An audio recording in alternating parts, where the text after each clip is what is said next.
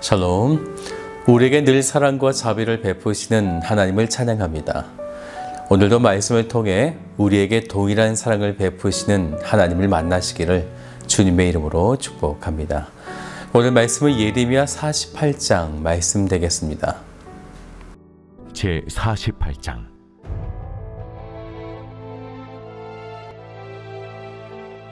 모압에 관한 것이라. 만군의 여호와 이스라엘의 하나님께서 이와 같이 말씀하시되, 오호라 느보여 그가 유린당하였도다. 기랴다임이 수치를 당하여 점령되었고 미스갑이 수치를 당하여 파괴되었으니 모압의 찬송소리가 없어졌도다. 헤스본에서 무리가 그를 해하려고 악을 도모하고 이르기를, 와서 그를 끌어서 나라를 이루지 못하게 하자 하는도다. 만맨이여, 너도 조용하게 되리니 칼이 너를 뒤쫓아 가리라. 호로나임에서 부르짖는 소리여, 황폐와 큰 파멸이로다. 모압이 멸망을 당하여 그 어린이들의 부르짖음이 들리는도다. 그들이 루힌 언덕으로 올라가면서 울고 호로나임 내리막길에서 파멸의 고통스러운 울부짖음을 듣는도다. 도망하여 내 생명을 구원하여 광야의 노간주 나무같이 될지어다. 내가 네 업적과 보물을 의뢰함으로 너도 정복을 당할 것이요, 그 모습은 그의 제사장들과 구원관들과 함께 포로 되어 갈 것이라. 파멸하는 자가 각 성읍에 이를 것인즉 한 성읍도 면하지 못할 것이며 골짜기가 멸망하였으며 평지는 파멸되어 여호와의 말씀과 같으리로다. 모압의 날개를 주어 나라 피하게 하라. 그 성읍들이 황폐하여 거기에 사는 자가 없으리로다. 여호와의 일을 게을리하는 자는 저주를 받을 것이요, 자기 칼을 금하여 피를 흘리지 아니하는 자도 저주를 받을 것이로다. 모압은 젊은 시절부터 평안하고 포로도 되지 아니하였으므로 마치 술이 그 찢기 위에 있고 이 그릇에서 저 그릇으로 옮기지 않음 같았어. 그 맛이 남아있고 냄새가 변하지 아니하였도다. 그러므로 여호와께서 말씀하시니라. 날이 이르리니 내가 술을 옮겨 담는 사람을 보낼 것이라.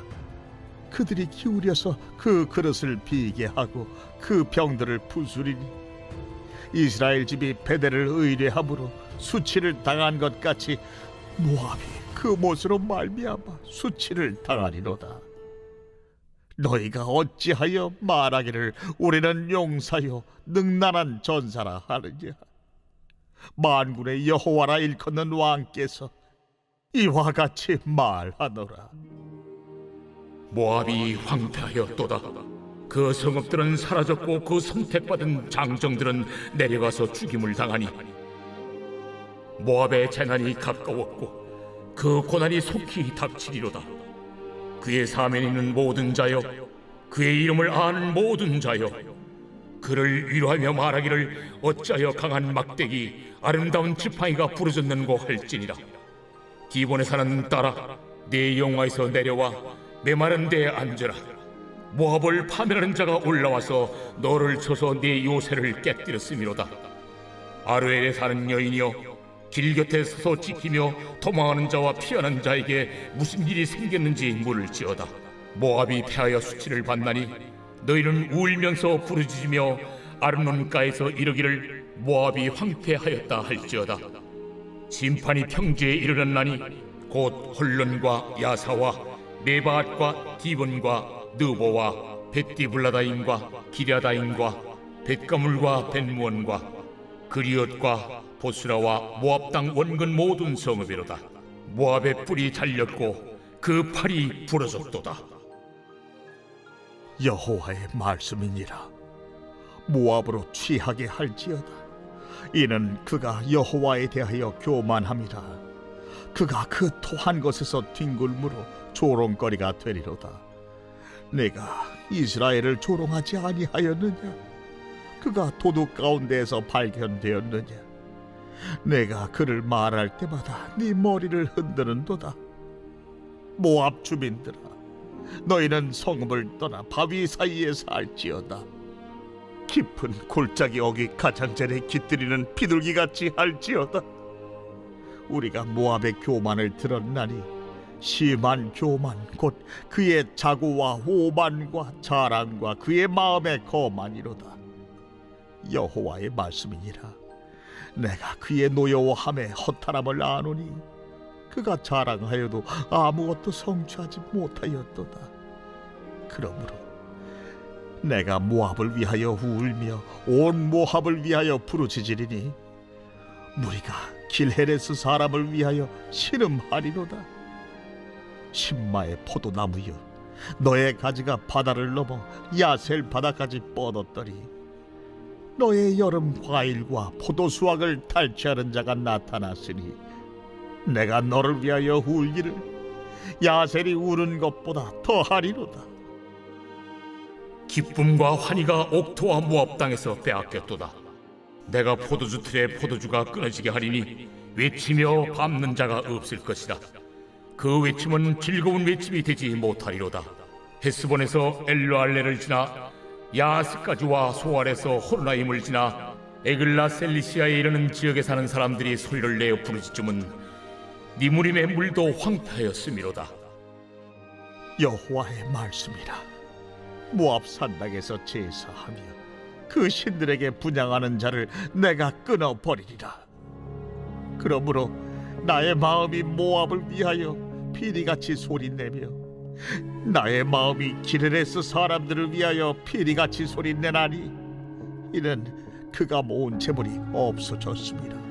모든 사람이 대머리가 되었고 모든 사람이 수염을 밀었으며 손에 칼자국이 있고 허리에 굵은 배가 뚫렸고 모압의 모든 지붕과 거리 각처에서 슬피 우는 소리가 들리니 내가 모압을 마음에 들지 않는 그릇같이 깨뜨렸습니다. 여호와의 말씀이니라.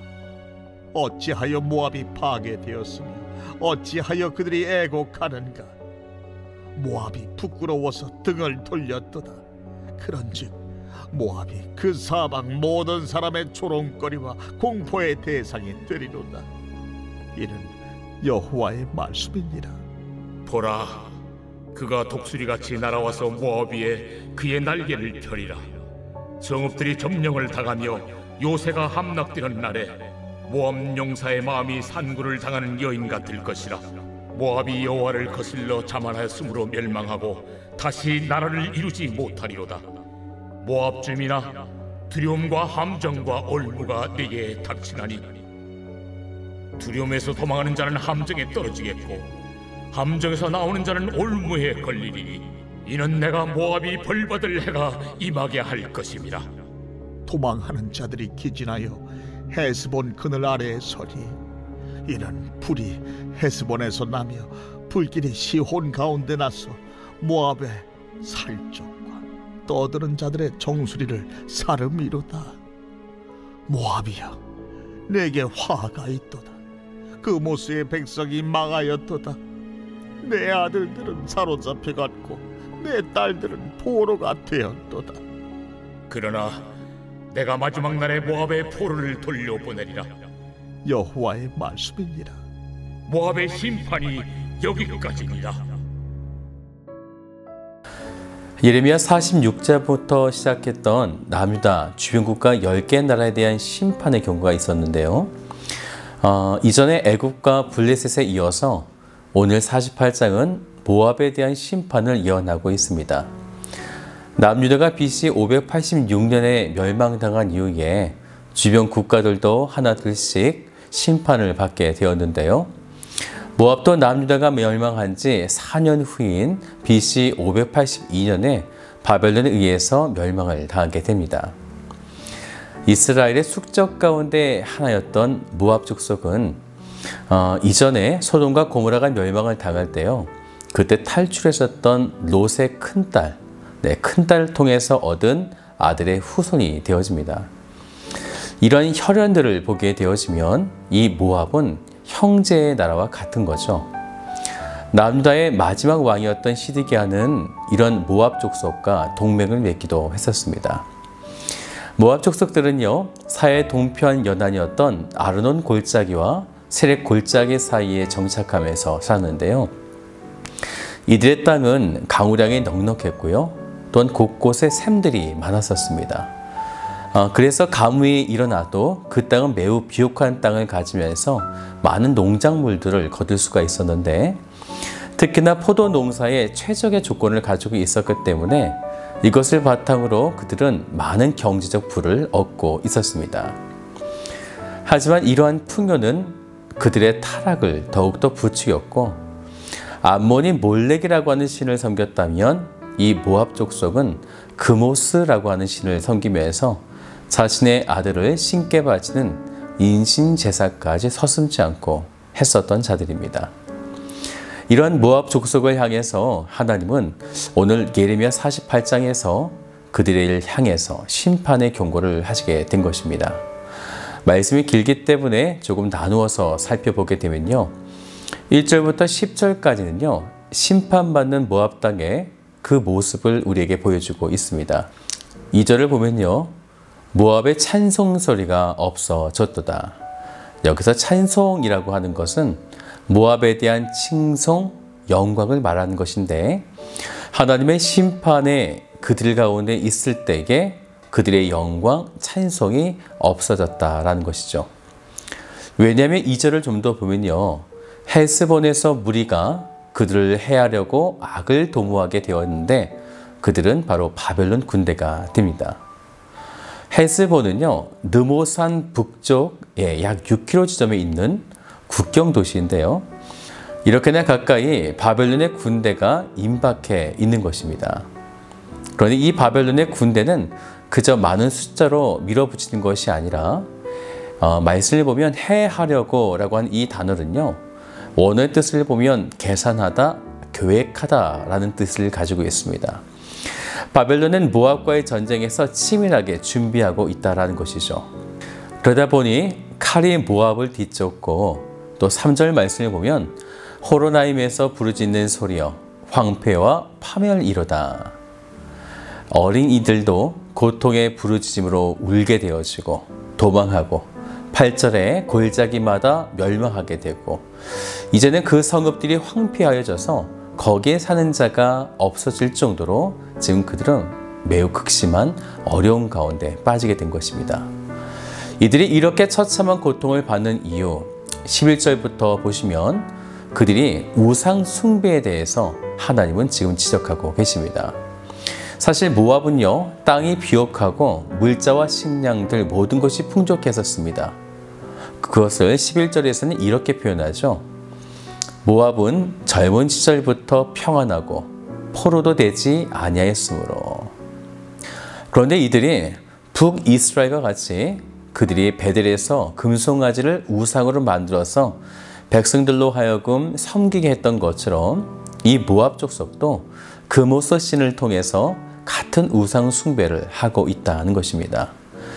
그래서 그들에게 재난이 임했고, 20절을 보면 모압이 패하여 수치를 받게 된 것입니다.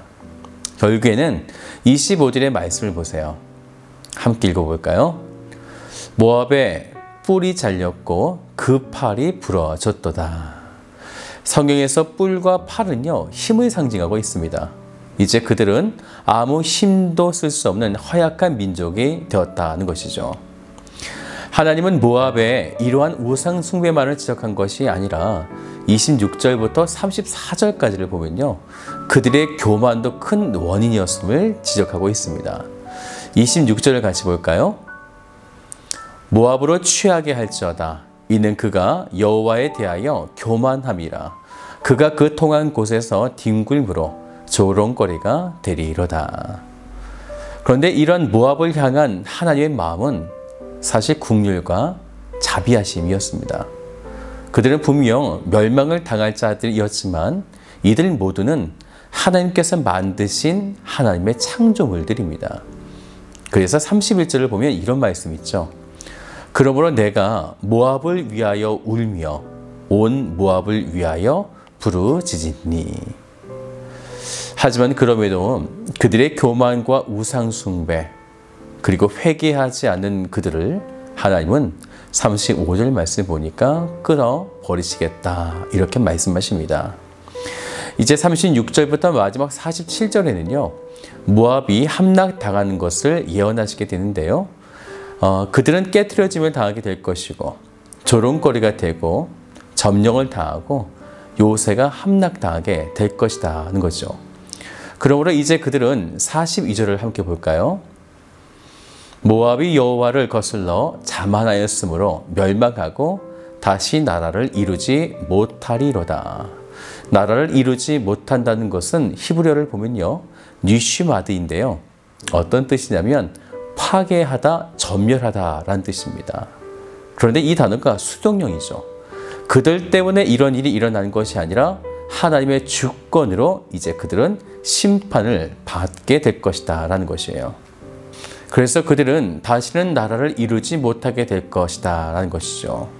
그들의 모든 도시는 불로 태워지고 많은 사람들이 죽는다라는 것입니다. 그런데 이러한 심판을 주신 이유가 도대체 무엇인가? 이제 하나님은 그 심판의 이유를 말씀하시는데 이러한 심판 이후에 하나님께서 주시고자 하신 것은 바로 회복입니다. 우리가 47절을 같이 볼까요? 그러나 내가 마지막 날에 모압의 포로를 돌려보내리라.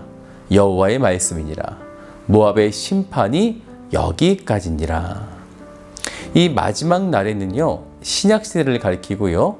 돌려보내리라. 이것은 그리스도의 복음으로 말미암아 회개한다는 것을 의미하고 있습니다.